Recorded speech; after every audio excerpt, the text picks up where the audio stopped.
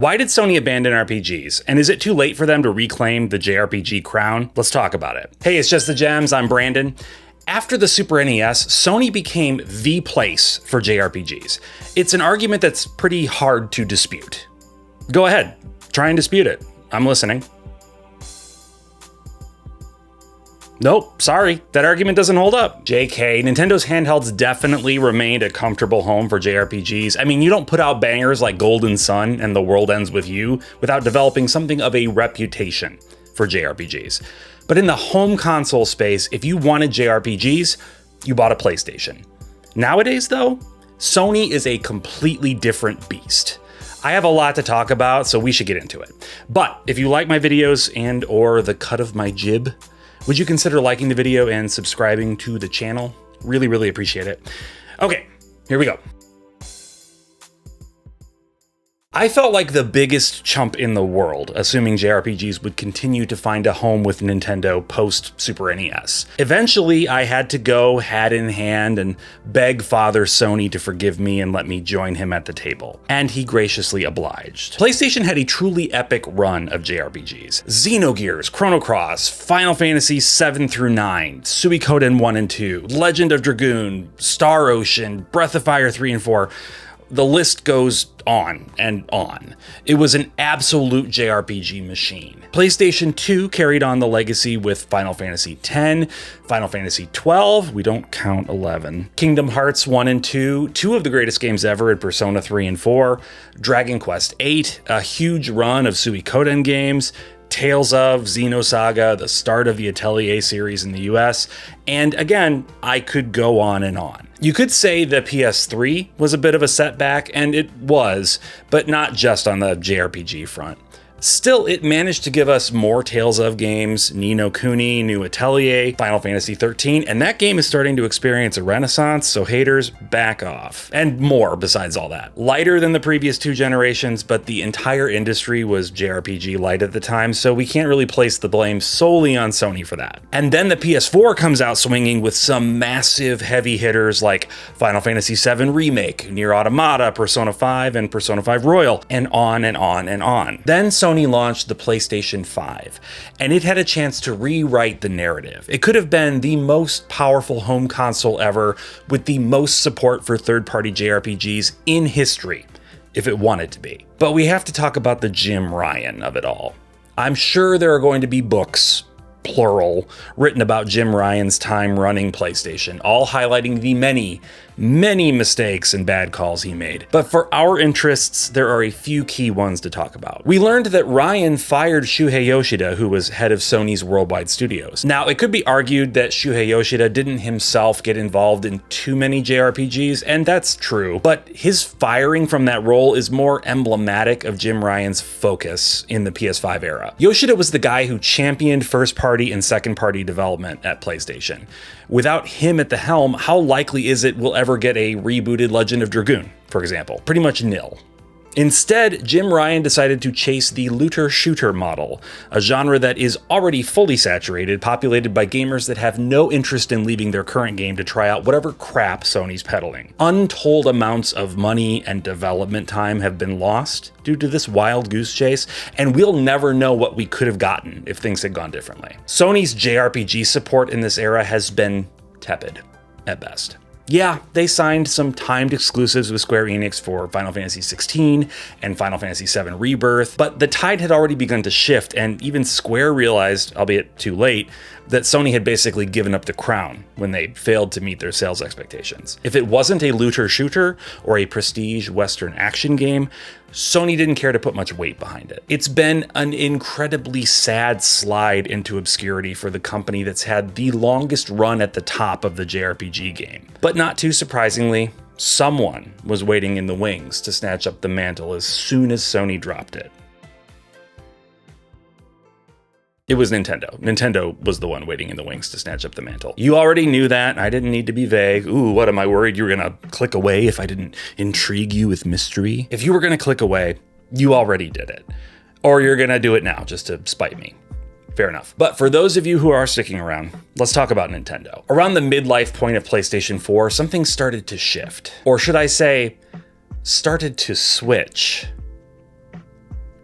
If wordplay was a sport, I'd be an all-star. Nintendo's apology for the Wii U, or actually its apology for basically everything it did after the Super Nintendo. I'm talking about the Switch. Well, it launched with a bang. I knew something was going on when I saw the trailer for Octopath Traveler. This looked intriguing. It looked unique. It looked like the sort of game I would have expected to be playing on my PS4. But that wasn't to be. The Switch started sucking up all the oxygen in the room. Its success meant that every publisher wanted to be sure their game was on Switch if it was even remotely possible. In some cases, it was only remotely possible. See the Kingdom Hearts Cloud editions. That's another little pun, remote. You get it. It was a bit underpowered in comparison to Sony's machine, sure, but JRPGs have rarely been at the cutting edge in terms of graphics, so it didn't matter all that much. Aside from a small handful of the triplest of AAA titles, everything had to hit the Switch. If not day one, then as soon as possible. There's too much money at stake to do otherwise. And eventually launching on Switch day one became a priority. The Switch was where it was at. Why is that though? Well, I think a lot of it has to do with form factor. The hybrid console handheld model is basically a thing now, but the Switch was the one that started it. Being able to dive into a game at home, take it with you to the doctor's office to play in the waiting room or on the bus ride back, and then pop that sucker back into your dock to keep going seamlessly on your TV is practically made for long games like JRPGs. Ready for bed, but you don't want to stop playing Dragon Quest? Take it to bed with you, I won't tell anyone. The sheer flexibility of this machine means that gamers like us are much more likely to be drawn to it. Like the Wii, it became, if not the only console in the home, everyone's second console. You were a PlayStation gamer or an Xbox gamer, but you most likely also had a Switch. Aside from the form factor though, you have to consider the games. Xbox isn't really a player here. They don't really make games. They just buy studios to shut them down. PlayStation used to be a contender, could have still been a contender, but they opted for a $1 trillion pipe dream. But Nintendo, somehow, despite their weird history, decided to bet big on JRPGs. The clearest indicator of that is Monolith Soft. Monolith Soft is Nintendo's weeb arm, the studio that, when it's not contributing significantly to the biggest and most successful games of the generation, are busy making their own incredibly epic series, Xenoblade.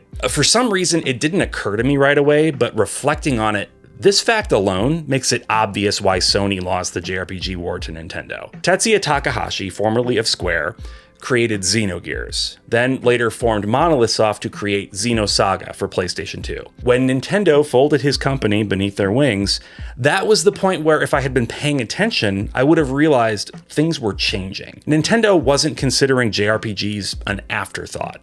Even if the best JRPGs they could produce would never see sales numbers like a new Mario or a new Animal Crossing. They saw the need for this genre to have a seat at the table, and so they gave it a seat. But this ascendancy doesn't mean Nintendo is now untouchable and can enjoy several generations of uninterrupted JRPG dominance.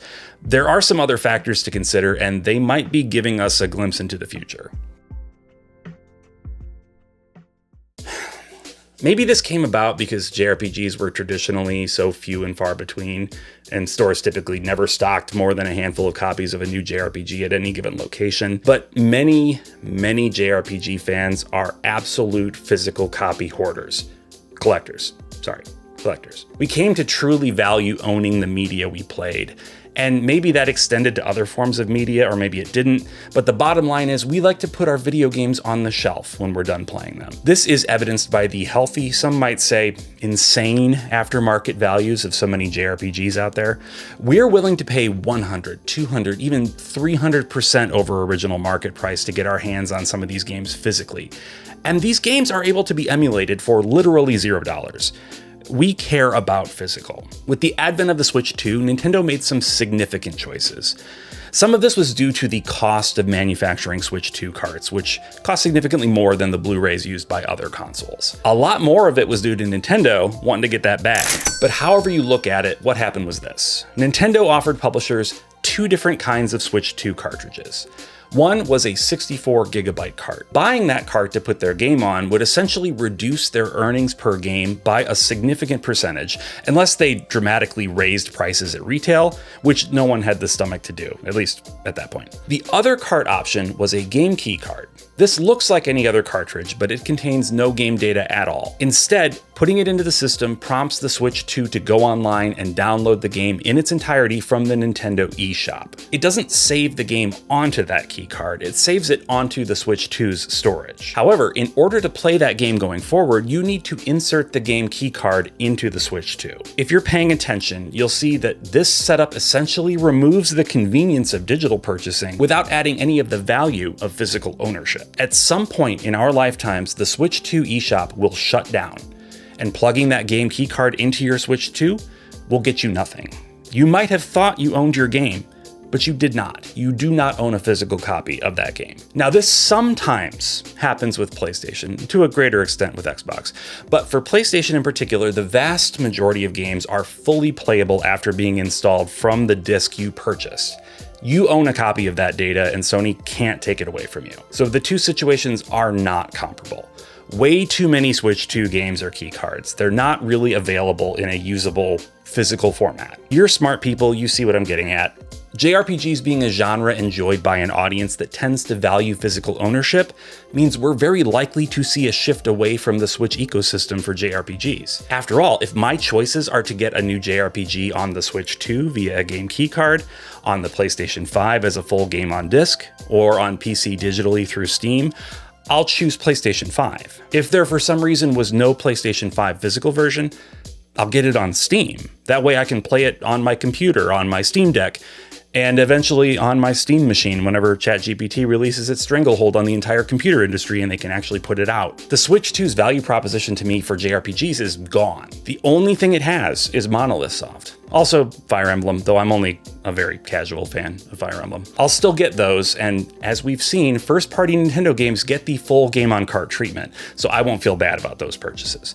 But for everything else, Nintendo has completely lost me. It would not surprise me to learn that that's the case for many or even most hardcore JRPG fans. If you've never downloaded Steam onto a PC, you may not fully understand what I'm about to say, but it is, I think, objectively true. There is no greater JRPG platform on the planet than Steam. Crazy, right? For years, I thought of Steam as that software I installed to play some random demo of a game I never ended up buying, and then kept meaning to uninstall from my system, but just kept forgetting. But once I started really using Steam, particularly once I picked up a Steam Deck, I began to understand the power of this platform. Steam's back catalog of JRPGs is straight up bonkers. So many classics are available on Steam, and they're often super cheap. Like, it feels like stealing sometimes. They can be so cheap. I think Nintendo's gentle nudging towards the digital future, which, let's be real, is 100% what the game keycard thing is all about. It's paradoxically pushing me away from Nintendo and onto a platform that feels much more stable, diverse, and user-friendly. The only games I can't get on Steam are first-party Nintendo games. If Nintendo wants me to buy a new console to play their games, fine, I will. I bought a Wii U too. But they don't actually want me to just buy their new machine to play their first-party games. That's been proven to be a losing strategy for them. They need us excited to play everything in their ecosystem. And I've lost that excitement. If Sony eventually acquiesces and moves fully to digital-only games, then I know that my future is solid with Steam. Will I grab the consoles to play cool first-party games? Absolutely.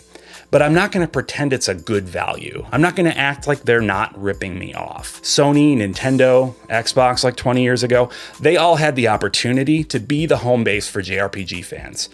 We are a loyal group. We're passionate, opinionated. We get riled up and we evangelize our favorite games to the point of driving loved ones insane. We're not the biggest market. We can't touch the Call of Duty bros, but we are a vital organ keeping the video game industry alive. Now that all the machines have the capability of playing all the games, for the most part anyway, it's going to come down to a few factors to determining where JRPG fans end up. Setting aside exclusives, it's down to convenience, affordability, and a vaguer sense of belonging. Steam is by far the most convenient. It's on your PC, which statistically you have and might even be watching this video on right now. I mean, I know most of you are on your phone, but still. All things considered, it's by far the most affordable too. You already have a PC that you use for potentially limitless other things. Maybe you even use it for your job. A computer might be pricey, but the percentage of time you use it for gaming can make the actual cost to game pretty darn low. The sense of belonging is a little bit harder to explain. I felt it a lot in the Super Nintendo era. If you had friends who played JRPGs, you were sort of in a secret Super Nintendo fan club. Nintendo was a company that made you feel seen by releasing games that uniquely spoke to you. And you felt sorry for your friends who had a Sega Genesis, but you also secretly felt a little jealous that they got to play Shining Force and Phantasy Star. I continued to feel that sense of belonging in the PlayStation era all the way through until just a few years ago. Now, as a JRPG fan, I feel a little rudderless. I suspect I'll end up on the shores of Steam before too long, but I'm still holding out hope. I think under better leadership, Sony can light the torch and guide us all back. They have the power and the money. They just have to make the decision. Anyway, that's the video. Let me know your thoughts down in the comments, and thanks so much for hanging out. See you later.